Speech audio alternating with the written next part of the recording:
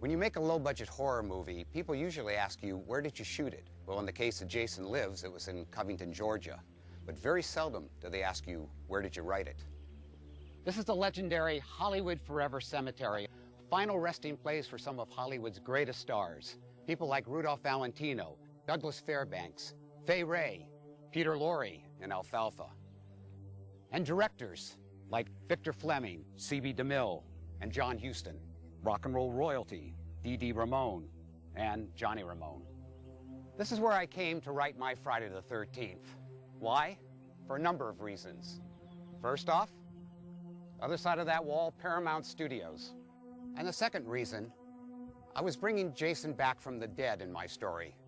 Tommy and Haz were going to be driving to the cemetery, so I figured this was a pretty good place to begin. And finally, the cemetery was the location for my very first film, One Dark Night. Got a lot of great ideas here, a lot of inspiration, and I figured maybe lightning would strike twice. As you can see, I used a number 2 pencil and 3-hole college line paper. This is actually one of the original pages from the script, handwritten like a 10-year-old. Took it to a typist, $100. I had a professional-looking script. And on rainy days, I'd come into here, the Cathedral Mausoleum. Some of you probably recognize it from One Dark Night.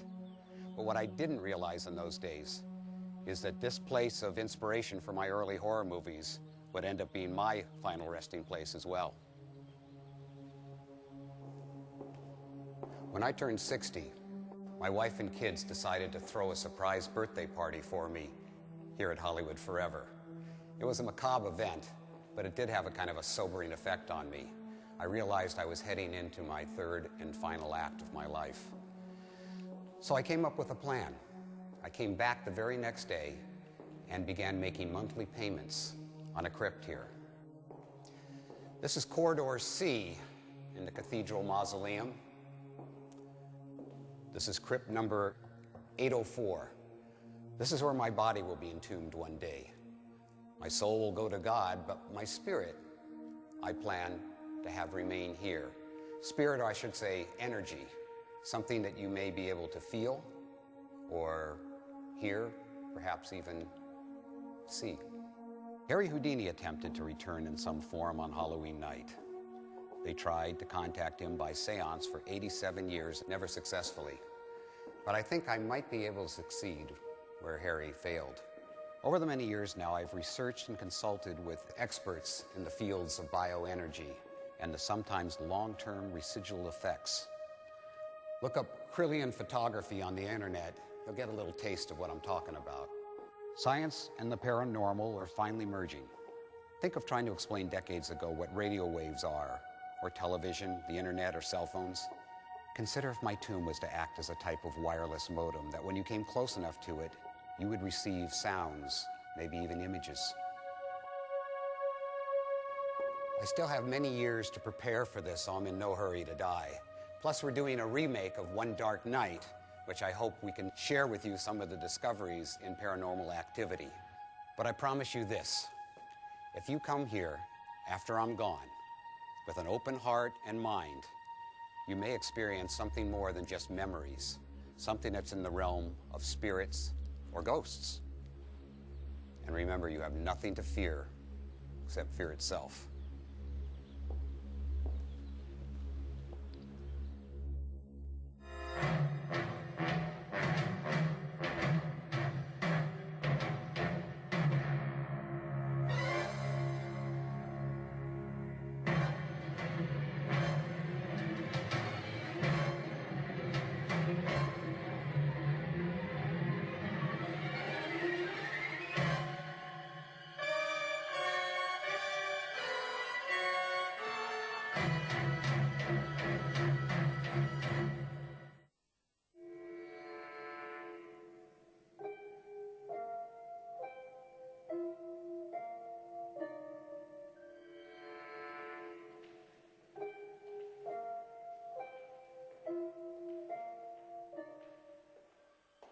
I guess every monster has some sort of mythology that's tied into him or her. And I guess with Jason, you know, I sort of looked at him as a monster more than, you know, just a man that was, you know, killing and unstoppable. So my approach was actually going towards the mythology of Frankenstein, which of course was, you know, putting together dead body parts and creating a monster and electrifying it with lightning. And it's not a zombie, at least in my, you know, mind, it's not a zombie. It's really an animated dead body. There is nothing that you can really do to, you know, stop something that's already dead, to the point where the sheriff literally shoots him in the head, which is the normal sort of way to stop a zombie, and it kicked his head back, but he continued. So I tried to make it begin to have it's sort of his own new mythology in that regard.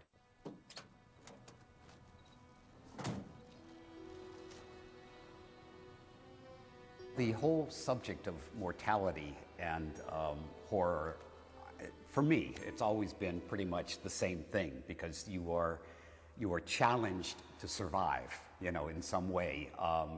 You know, getting away from, you know, the killer, the monster, the unknown force that's coming at you, and at the same time, obviously, the fear of death motivates all of us. Nobody wants to die. I truly believe there is an energy force that's gone when the body, you know, dies.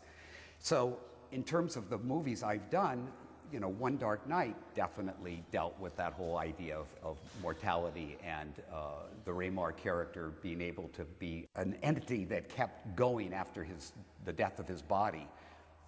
Jason obviously comes back with a lightning bolt, you know, again, you know, breaking past that barrier of death.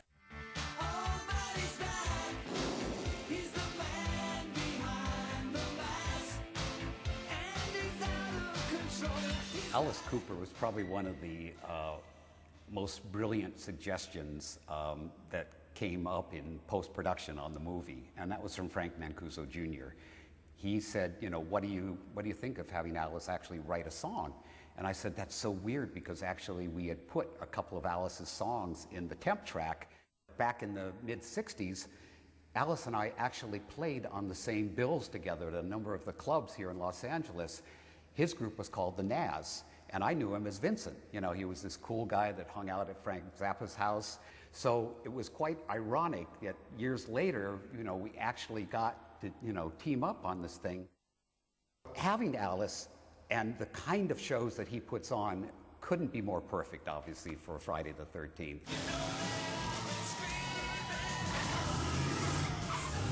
Hard Rock Summer that we have in the car chase scene is to me a perfect, you know, feeling for that piece and that edginess.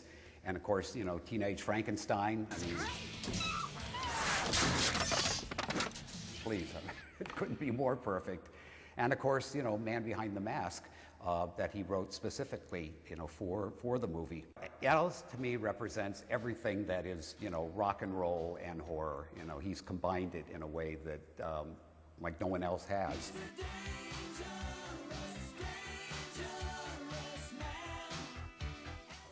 When I finished my Friday the 13th, Frank came to me and he said, what do you think about doing part 7? And I said, you know, Frank, I would love it, but I'm out of ideas. I mean, I tried to put everything I knew, you know, in that. So I said, I don't know, do you have any thoughts? And he goes, what about Jason meets Freddy? I went, well, sure, but how are we going to get them? You know, I mean, how's New Line going to agree? And he goes, we're working on it. So he came back a few weeks later and said, no, you know, New Line's just not going for it. So I, you know, kind of let the Jason thing go. But over the years, I had so many people saying, you know, are you going to do another one? Finally, the ideas kind of came together. I wanted to basically create another kind of mythology in that this is a Jason story that actually took place in 1999, right on the cusp of going into 2000. Then I thought, we've never seen Jason in the winter. So I had to come up with a scenario that it wasn't going to be a summer camp, but it was going to be a, let me just say, like a retreat that went on during the winter. And a group of girls and the In fact, the entire cast is all female, and the only male will be Jason. And they are oblivious to Jason and the mythology about Jason. And I wanted to come up with, kills and things that would be kind of unique to the series, give Jason a lot of new, tools to work with. We're still basically, by Crystal Lake, except this time Crystal Lake is frozen over. So yeah, Jason Never Dies is the title, and that was one of the things that I felt like has kind of been the thing that has proven more true than anything else, that after all these years, we never thought, that he would be going on this long and there would be still such a power to him as a horror, legend.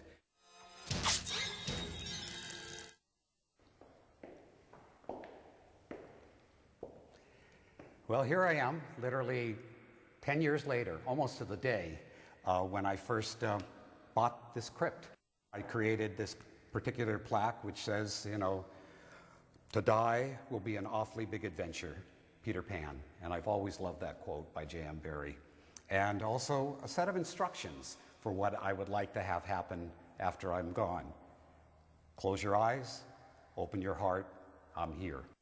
I guess I do have a kind of obsession with Friday the 13th, because I made sure that before we wrapped, I got Jason's coffin, which is in my basement, and in my backyard is Jason's tombstone. So, both of these things are the real thing, a real coffin, and it wasn't like a styrofoam tombstone. It's actually a granite, tombstone, very heavy. But, it's been with me all these years, and one of the things that I still, treasure from the movie.